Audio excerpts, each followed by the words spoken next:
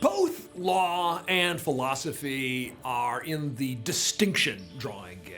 So if you think about what a lawyer does, very frequently what'll happen at an oral argument, a judge will say, well, what about this case? Isn't this case like your case? And this case that I proposed seems like it has an answer that does not produce the answer that you're trying to get in your facts for your client. What does the lawyer have to do?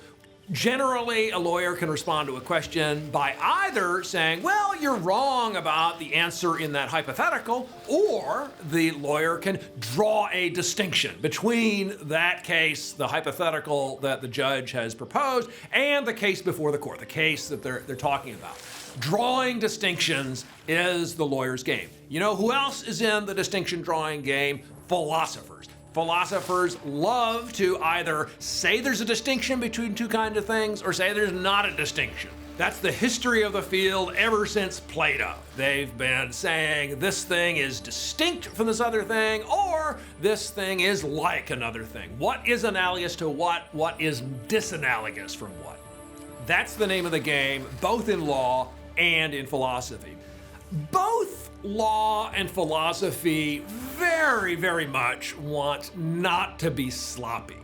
If you look at how law proceeds, it proceeds very, very slowly. They say the wheels of justice grind very slowly, but they grind very, very fine.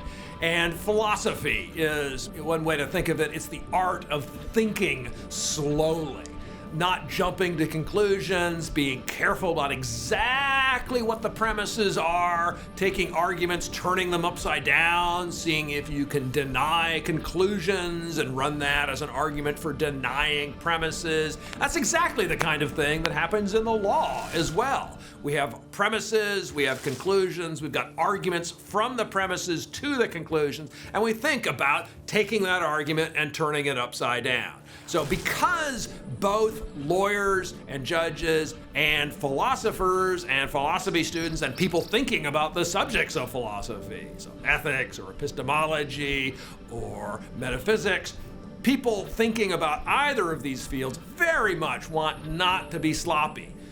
It makes a lot of sense for lawyers, if they don't want to be sloppy, to pay attention to the results from the people who are not sloppy for a living. That's what philosophers are.